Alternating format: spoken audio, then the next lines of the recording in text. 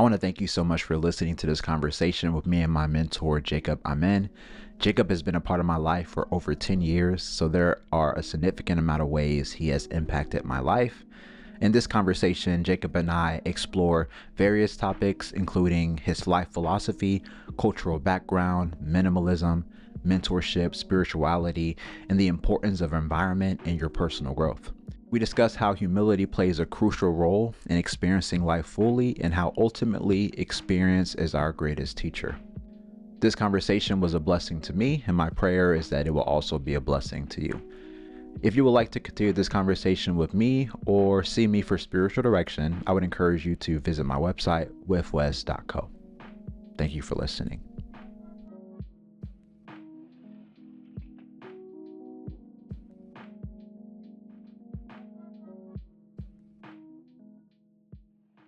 Well, Jacob, I feel like this conversation is a long time coming.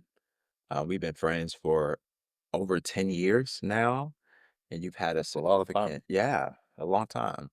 You've had a significant influence and impact on my life in a lot of different ways. So grateful to sit down with you in your beautiful home. This is a very beautiful home. I love the way that you had it organized and the way it looks. It's yeah, it's very fitting to be here and to have this conversation with you. So thank you. So I just want to know a little bit about who you are and just share who you are with those that are watching. So I'm gonna just present an open question. You can answer it how you want, but who are you and what are some of the significant parts of your story? Thank you for having me, Mhm. and thank you for doing this here. I really don't like to label myself by title. Mhm. I just not a human being, Uh-huh. trying to make the best of my time here on Earth. Mhm. Yeah, So what is your life's philosophy? As you're trying to be a human being, making sense of your life. have many philosophies, but I think one would be our time here is pretty short, and um, I think humility is the key that's gonna Mm, take you through this world. mhm. Without humility, I don't think you'd be able to have vast experience that you would enjoy on your time here. Mm. Tell me a little bit more about your background. Where were you born? Where were you born? You have an accent. Yeah, I was born in Guyana. Guyana is in South America, Uh-huh. next to Brazil and Venezuela.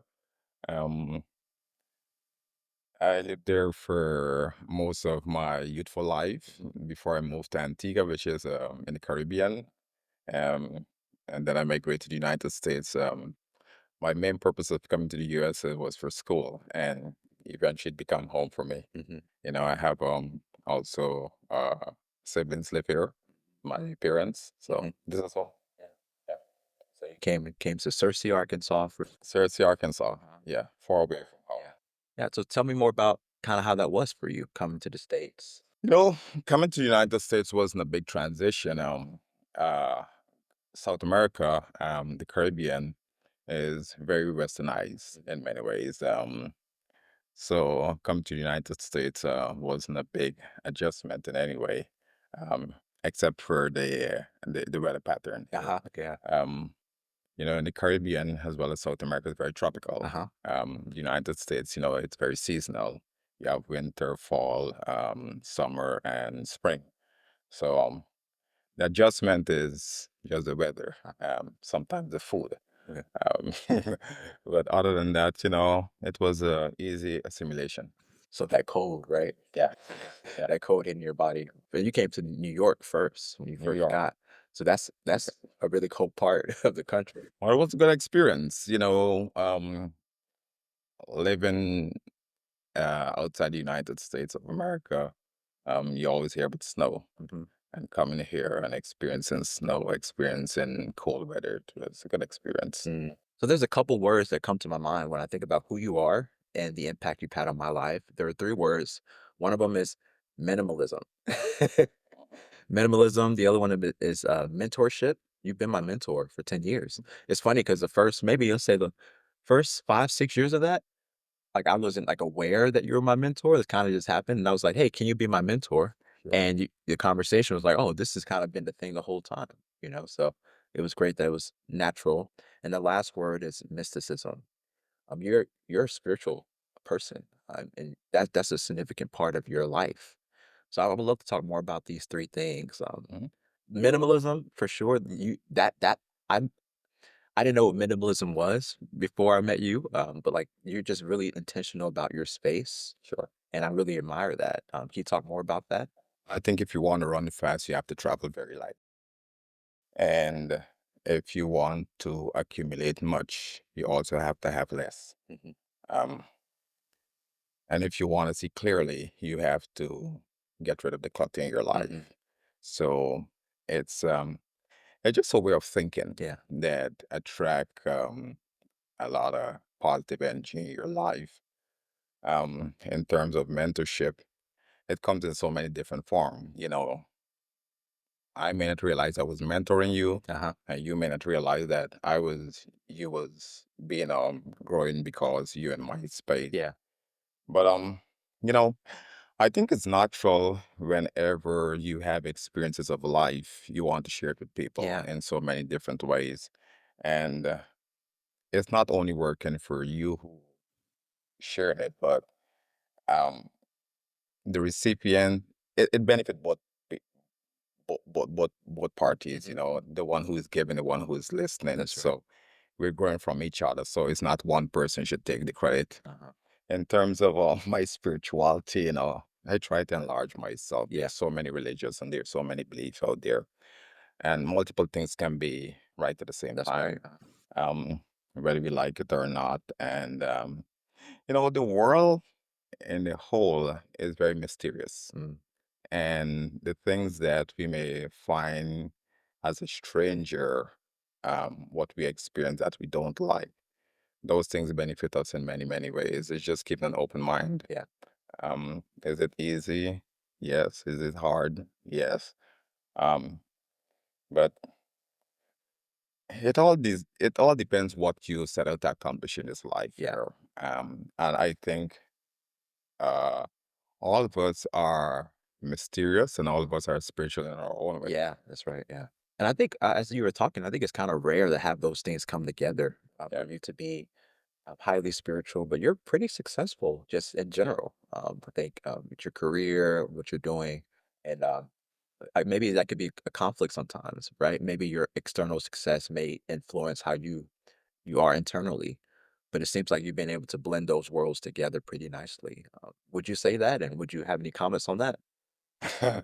you know, uh, to the onlooker, it seems easy. Yeah. It's like looking at rich people or smart people, and you think they all get it together, but we do have internal Yeah. struggles. And sometimes it's just about going back to the word humility. It's just about, just being humble to accept that, this is just the way of it. And sometimes I'm going to tell you this here. You might look at my life and think that I'm successful, and I may not think that I'm successful. Yeah.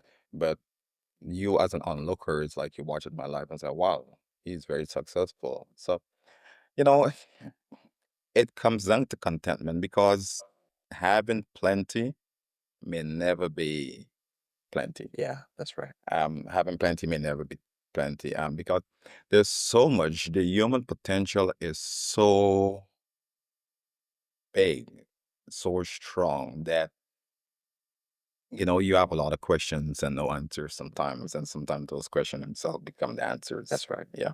It's how you look at it. Yeah. You know? What energizes you? What gets you excited about life? Well, that depends on my age and stage. Yeah. So different stages of life, different things excite me. What excites me right now is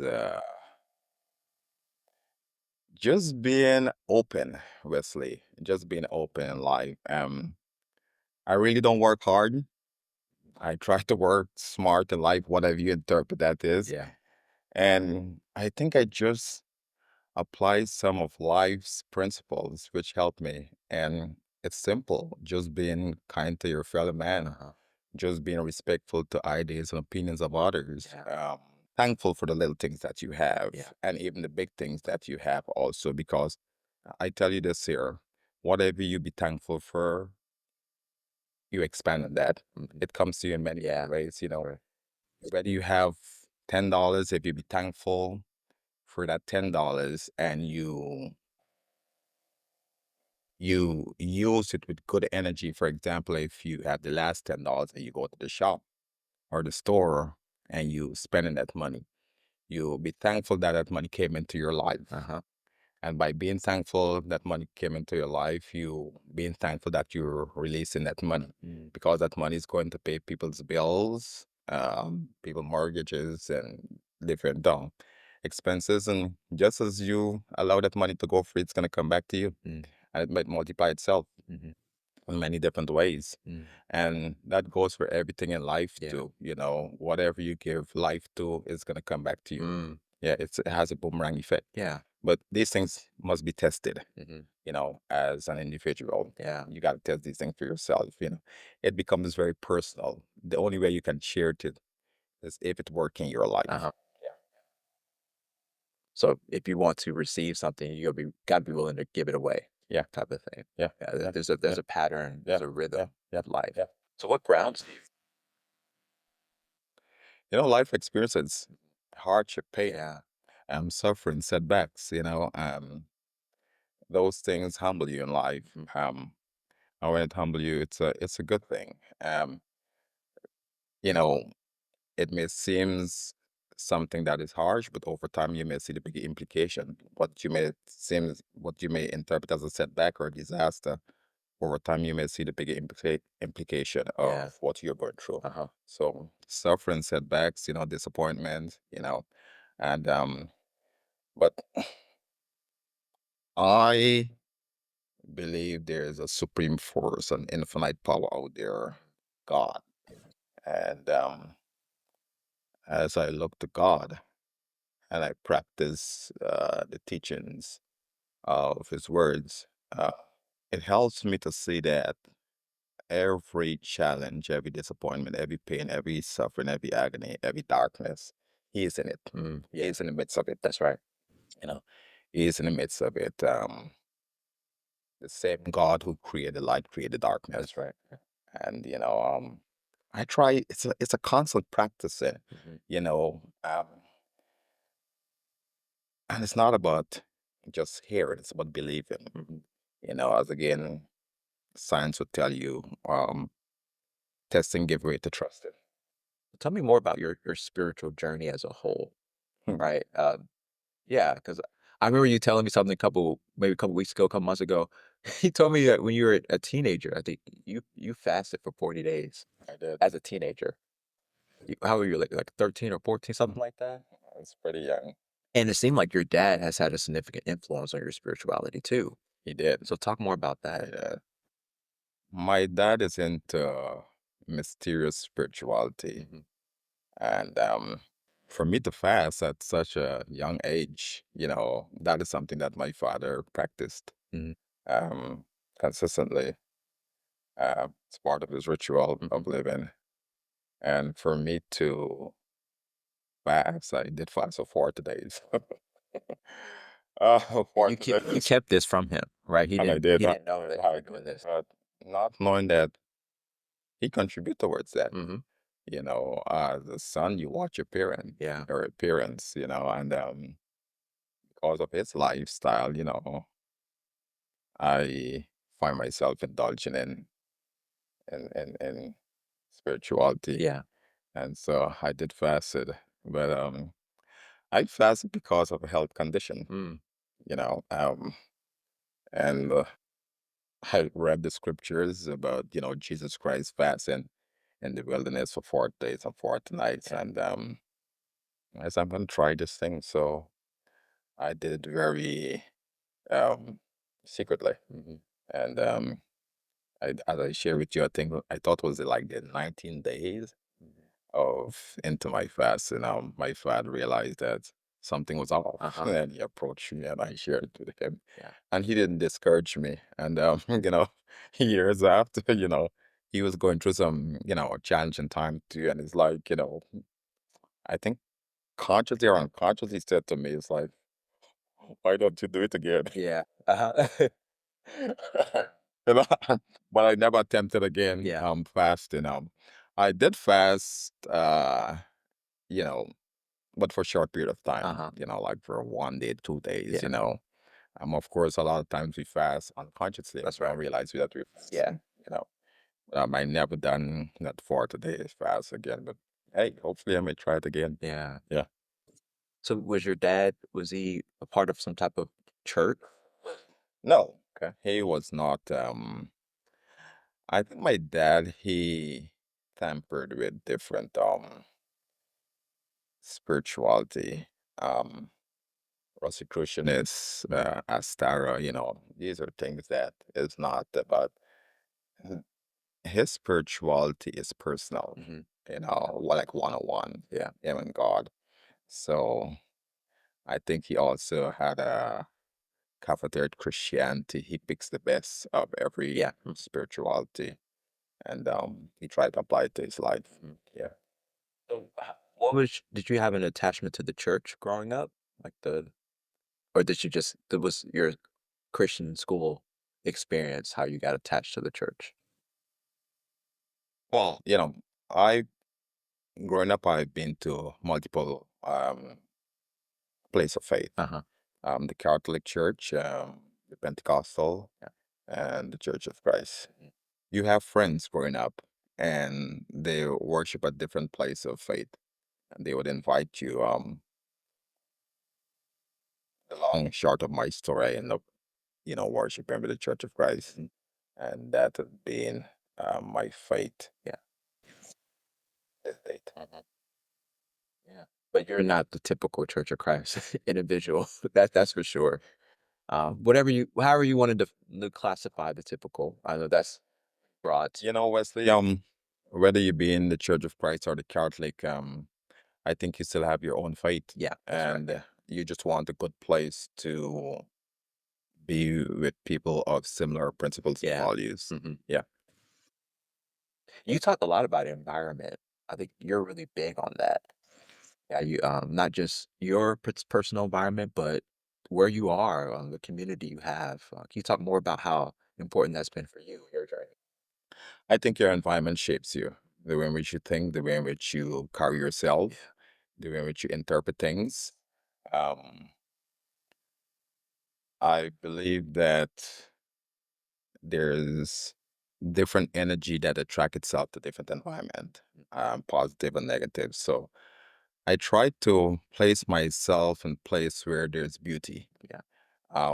I try to be where beauty fulfills my life, like nature, Hmm. um, nice scenery, Uh-huh. um, community in terms of neighborhoods, Mhm. So I think it does have an effect upon the psychological and even the conscious and the unconscious way of our thinking. Yeah. So I would be honest with you, there's certain places I just don't go into, like stores and stuff. Uh-huh. I think that the energy in certain places, it's not good for my health, Hmm. spiritually as well as physically, Mm. because sometimes an environment can cause you to become judgmental. Yeah.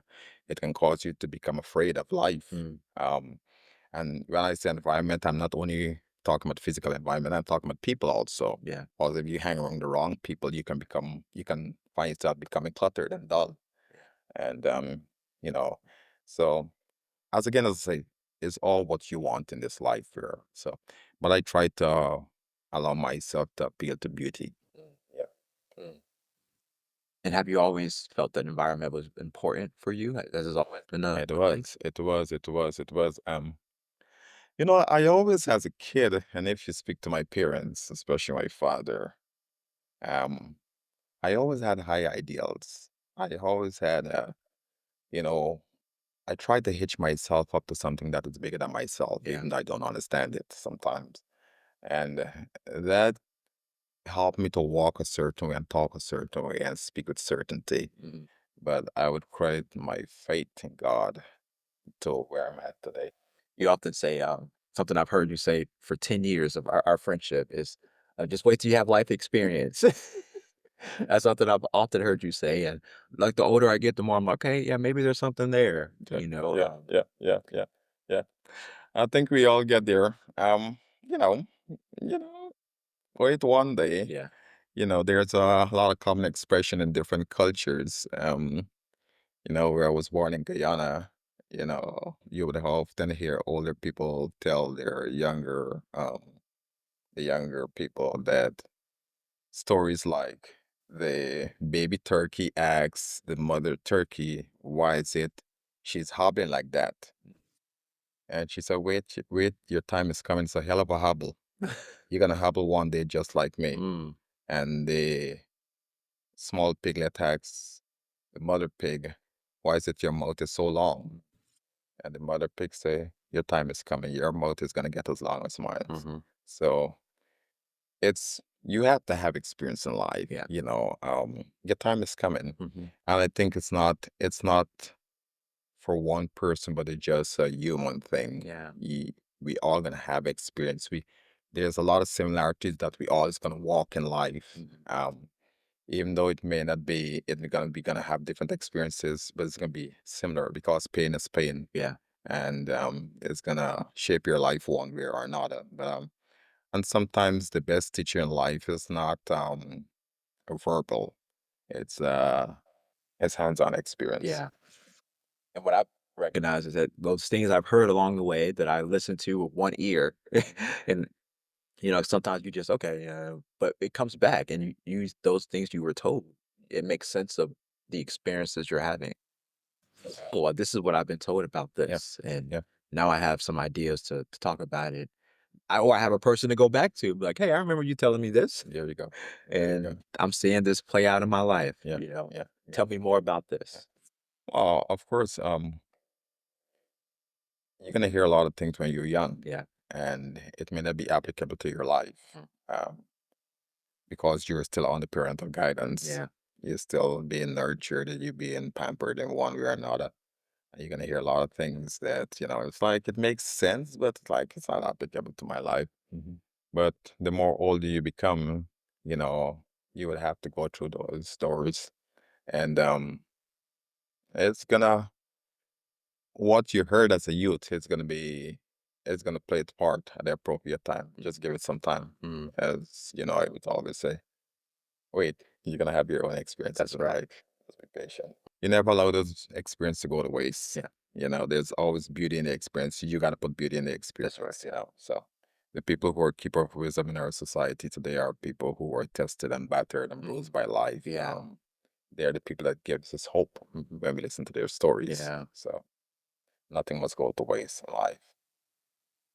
And speaking of stories and hope, some significant books or people, significant figures that have influenced your thinking and your life posture. I know you're a reader. There's a lot of books around here. Notice. Yeah, I noticed that. Yeah. And I know you love to read. Yeah. Life is made up of stories. Mm. We like to hear each other's Yeah. stories. And you're a Christian man, just like myself. And there's so many stories in the Bible that are very inspiring. Yeah. And those stories in the scriptures, we see modern men are living, using those stories to better their life too. Yeah. So there's not one author or one book that I can say, well, shaped my life. Um, but I would go back to the scriptures, and there's stories that I enjoy reading about men that shaped the world, and God used them beautifully in many, many ways. hmm So there's no one, you know, person that I can point to, because we like hmm stories. Whether you're young or you're old, there's so much inspiration in our world today, um, from young people, from older people. Um, Beauty about the young people, you find there's a lot of talent, Yeah. there's a lot of youth, strength, hmm perseverance. With old people, they are able to encourage us, based on moments of life that they were able to transcend, hmm overcome, Yeah. beat the odds. Yeah. and that's, I think, where the young people are drawing their strength from. There's so many sources out there. So, Yeah. um, we all have a part to play in this world. For about 10 years, we've been talking probably at least once a week. You know what I mean? We do have a lot of Saturday morning conversations, Zoom or not Zoom, FaceTime. And whether you're conscious of it or not, you're often just pouring wisdom into me, right? So I want you to think about your 29-year-old self, right? And then maybe what you would, I'm 29, what would you would want to hear? Or what would you wish you would heard at 29 that you would like to share with me? 29 years old. You know, my life was structured, Wesley. Um, I think since I was out of the womb of my mom, because my dad, he was very structured, Hmm. very disciplined. So that's where you get it from. Yes, Okay. And you are yes. very disciplined. You're very disciplined as well. Very And I structured, really admire that too. very Yeah. structured, very disciplined. Uh-huh. And um, all my siblings, if you come around them, you're gonna see a lot of similarities. We were very, very structured. Yeah. And we got it from our father. It's a good thing. Um, and sometimes too rigid. Um, yes, too rigid. Yeah. You know? But it served its purpose in many ways. As again, there's no one formula in this life. Yeah, You that's live right. your life. That's right. And you know, at 29, I know what I wanted, but yet I didn't know what I wanted, Mhm. because, your thinking changed, different environment, being exposed. Yeah. I finished my graduate program Mhm. in when I was 29. Ah, wow. When I was Finishing mine up this weekend. Graduating well, tomorrow. we have something in common. We do. Uh-huh. And but I still didn't know what I wanted. Mm. But what helped me, then, and helping me today is my spirituality, because there had a lot of uncertain moments in my life, and that too shall pass. But at the same time, I didn't know what my life is going to become as much as I was prepared one way or another. Yeah. But I guess that's life. Hmm. That's life. Um, and that's a perfect life. Yeah. That's a perfect life. You often say keep an open mind. That's something I heard you say often. Yes, we need to always stay open. Yeah. We always need to stay open in life. Um, as again, so there's times that we're not gonna know what the destination is gonna be like, but you gotta enjoy the journey. Yeah. And the journey is what's gonna prepare you for the road ahead, Mhm. sharpen your eyes, for the future. Yeah. So you just gotta stay open. And often, what may seem to be a catastrophe, as again, as I say, over time, may have big implication, not only for you, Yeah. but for others that come in your pathway. Yeah. It's going to be very beneficial. Maybe we could shift a little bit. So I'm just trying to think about who you are as a person, and you're really into politics as well. We don't have to go into politics if you don't want, but you bring this up quite a bit when we talk, and I think it's interesting that you're able to be interested in things politically, but still, I mean, you're pretty grounded for someone that is in that world. I get overwhelmed by it. I get overwhelmed by it. I get overwhelmed by news. So talk more about that. How you're able to still have a passion for politics, still a passion for spirituality. For me, that's hard for me to hold both of those things because it just seems like what's going on is just it's a lot for me to deal with. So tell me about that. Mm. How you deal with it? Look, we have about 8 to 9 billion people in the world today. Yeah. And politics is everybody' business, whether you like it or not, Yeah. because the political leaders, they're making decisions every day, Yeah. at the local level, Yeah. to the national level, to the international level, for every one of us life. And you may not realize that you're also playing a part. Mm. Whether as a spiritual person, being a Christian, you're praying for the lead of the land, Mm. the leaders of the of the nations. Yeah. And something beautiful happened yesterday. Uh, America is strong politically. They're also strong economically, and now they're stronger, even now spiritually, because we were able to elect the first American Pope, and these are powerful positions. The Pope has been coming from other places in the world, not the United States, and it was very strategic that we not gonna give America too much power. So spirituality, all these things are connected, whether we like it or not. Yeah. They're connected. For us as a spiritual people who give ourselves to faith and different religious practices, we're being called to love our neighbor as ourselves. That's right. We're being called to stand up for those that are powerless against the structure of society and Yeah. its politics. So the work hand in hand. And uh sometimes it seems ugly or it gets ugly. Yeah. But at the same time, the work hand in hand. And we must always believe that we're the common man who are not political, and fighting against the political structure, the powers of the world. We ought not to be afraid. God Jesus Christ always go before us. Yeah. We're in good hands. But they both work hand in hand, Yeah. politics and religious, politics and Yeah. spirituality. So, there's laws, legislations, policies that are out there that can affect our life one way or another. Yeah. And sometimes we may not be able to be the foot soldiers, but we can be the praying soldiers. Yeah. I do recognize that, yeah, that they all play a part. And I think we're all engaging in it, whether we acknowledge it or not. Sure. So I appreciate you saying that. And yeah, I just think about politics being the matters of the people, right? And maybe the spirituality being how we're being called to something beyond us, right? And we need both of those things. So what are you excited about as you I mean, you're talking about this news that we heard yesterday about the Pope, but just thinking more about just bigger picture, what are you excited about in your life or just our life as a country? You seem to be very hopeful, right? That's your general posture. So tell me more about that hope. What else do we have?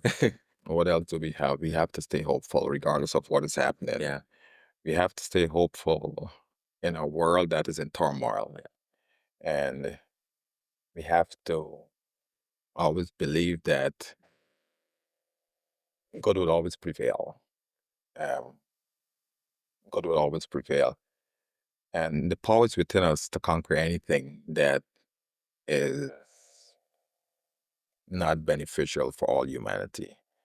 Um, and it just take one person to keep hope alive. It's just like it just take one candle to light a million Yeah, candles. that's And right. that one candle would not diminish by lighting a million candles. That's right. Yeah. So we have to be hopeful. Then when we stay hopeful, I don't think there is no darkness that can diminish that hope in life. And you being hopeful, it has that snowball effect, and it gives people hope also. Yeah. Because sooner or later you're gonna transcend and overcome. That you'd be able to inspire others that are looking on. I love that illustration with the candles. I've heard that before, but just the way you just presented it, I mean, when you're lighting another candle, you're not losing your light. No, no, And I think that's part of maybe one of our fears as human beings. When we give something, are we losing it as we yeah, give it? yeah, Maybe when we give it, we're getting even more of it. sure, Are we willing sure, to let sure, it go? sure. Let's go back to what I was saying earlier. The little that you have. Now, is it easy? No, but you gotta keep testing these things. But the more you give, it's gonna come back to you. It come back to you in different form. Yeah. It may not come back to you literally financially, Yeah. but it come back to you in good health. Yeah. That you're able to share your vision, Yeah. or you're able to put information together that turn out to be something beautiful.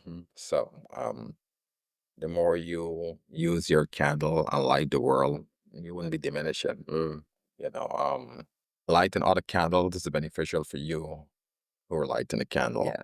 It's like having encouraging you every single day or encouraging people every single day. It's not only the recipient that is benefiting, but the giver That's right. that is benefiting. So, I mean, what I'm going to share with you, I've told people many times, but I've heard what I'm sharing with you 10,000 times. Yeah. Yeah. Uh-huh. So, um, we have to stay hopeful, Wesley. Yeah. We have to stay hopeful, and nothing is broken Mhm. in this life. But there's, what we may consider to be broken. Yeah. There's beauty in it. Hmm. Our current president, um, you know, we may disagree or differ in his policies and the way in which he does things, but you got to see beauty in him too. You Yeah. got to see beauty in him. Yeah. And when we see beauty in him, we see beauty in ourselves. That's right. Yeah. So there's beauty in every situation. Yeah. We're not comfortable with anything that is different than That's us. right. But we have to realize that, the world doesn't belong to one person, or the world doesn't resolve around one person. So if we can see beauty in one person, um, it's a reflection of ourselves, how we look at people. Yeah. Yeah. Yeah. And all these things come with experiences of life. I mean, the easiest path is to go down the critical road or the doubtful road or the bashing road. But there's no solution in that. Well, there's something that I think me and my wife felt being in your home. And I think the word I probably would use is peace. I think you're doing really well at creating a place of peace. And I think you have peace in your own life. Sure. So tell me more about how you go about protecting that, protecting your peace. What are some practices that you like to incorporate to create this space? Because it's I feel it. We feel it being here. There's a peace that we feel. Well, there's a couple of things. I believe in the psychological effect of colors. Mhm. Colors that are easy on the eyes. I believe in nature, as you can see. I have some plants Yeah. around my house here. And but colors is something that put me at ease. Colors are something that put me at ease. I don't like anything that is busy. Hmm. Even my clothes, Uh-huh. most of them they're solid. Yeah. So solid colors. So colors, I would say, colors are very important to me. That put me at ease in life.